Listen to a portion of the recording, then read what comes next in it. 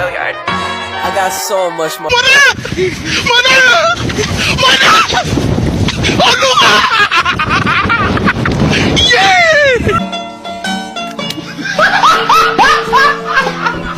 Are you ready, kids? Aye, aye, Captain! I can't hear you. Aye, aye, Captain! Oh!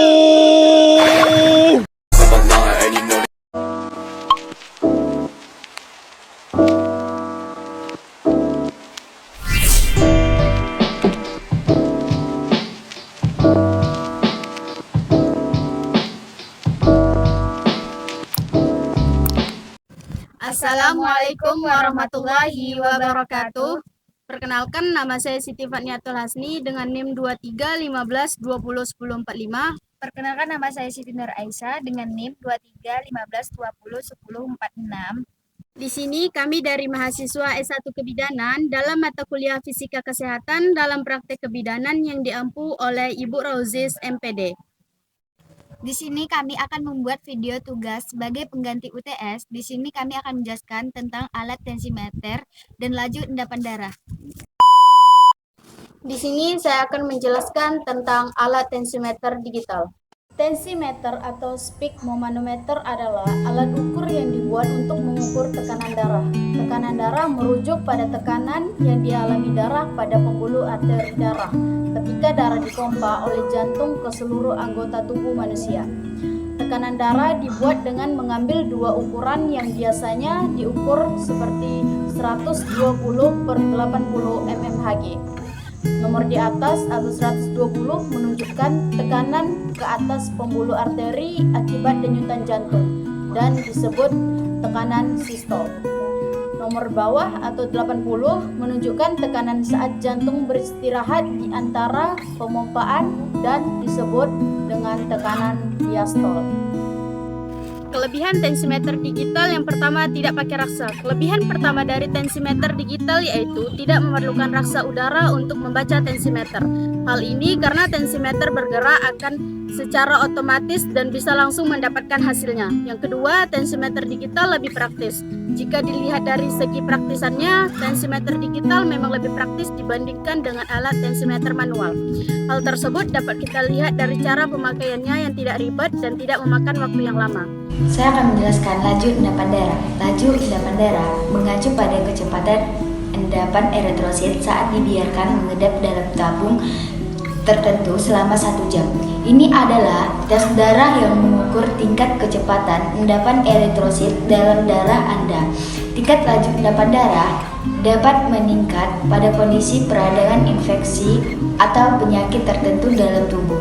Tes laju endapan darah tidak spesifik dan sering digunakan bersama dengan tes lain untuk membantu mendiagnosis kondisi medis tertentu. Fungsi dari laju endapan darah. Laju endapan darah adalah indikator dan spesifik peradangan dalam tubuh. Fungsinya adalah sebagai laboratorium yang membantu dokter untuk mengidentifikasi adanya proses peradangan dalam tubuh. Tingkat laju endapan darah yang tinggi dapat menunjukkan adanya infeksi, peradangan kronis, arteritis, atau kondisi medis lainnya. Meskipun bukan tes spesifik untuk satu kondisi tertentu, laju endapan darah merupakan alat penting dalam mengevaluasi kesehatan dan memberikan petunjuk awal yang membantu dokter dalam mendiagnosis dan memantau respon tubuh terhadap pengobatan. Beberapa kelebihan dari penggunaan tes laju endapan darah yang meliputi 1. Sederhana. Tes laju endapan darah relatif mudah dilakukan dan tidak memerlukan peralatan yang rumit. 2. Biaya rendah. Biaya untuk melakukan tes laju endapan darah cenderung lebih murah dibandingkan dengan tes laboratorium yang lebih kompleks. 3. Informasi umum. Meskipun tidak spesifik, tingkat laju endapan darah yang tinggi dapat menjadi indikasi adanya masalah kesehatan atau peradangan dalam tubuh, membantu dokter dalam mengarahkan diagnosis dan perawatan selanjutnya. 4. Membantu dalam diagnosis. Meskipun tidak spesifik untuk kondisi tertentu, laju endapan darah sering digunakan sebagai bagian dari evaluasi awal untuk membantu dokter menentukan kemungkinan penyebab gejala pasien.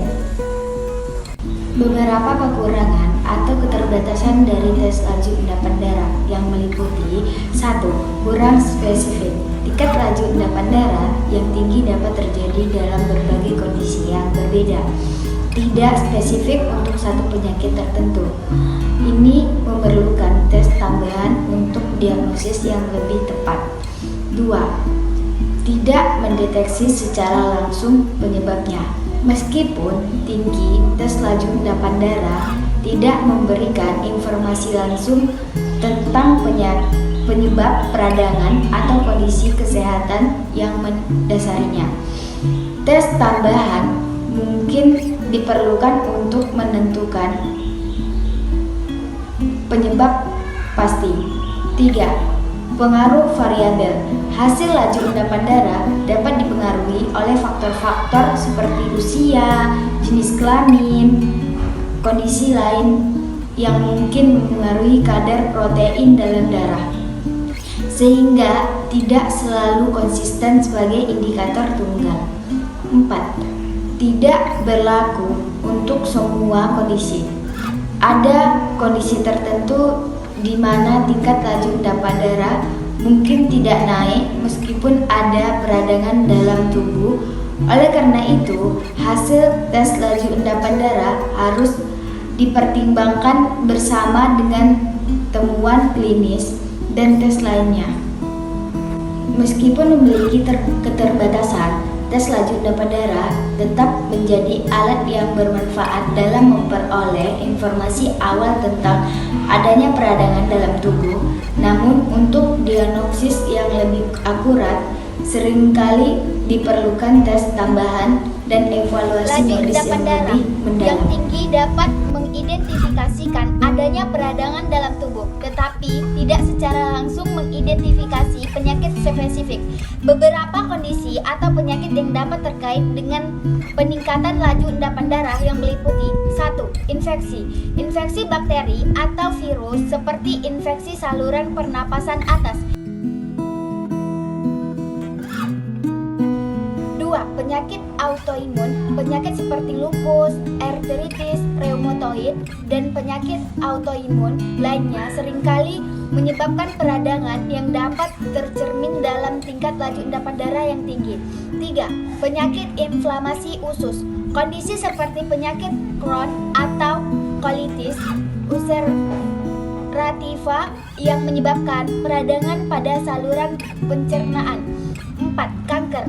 Beberapa jenis kanker, terutama yang terkait dengan peradangan, dapat menyebabkan peningkatan laju endapan darah. 5. Penyakit jantung. Peningkatan laju endapan darah juga bisa terjadi dalam kondisi peradangan yang terkait dengan penyakit jantung, seperti pericarditis atau endokarditis.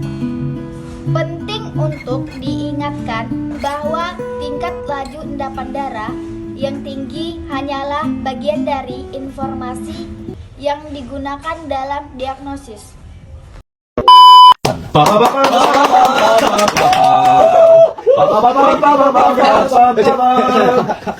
카메라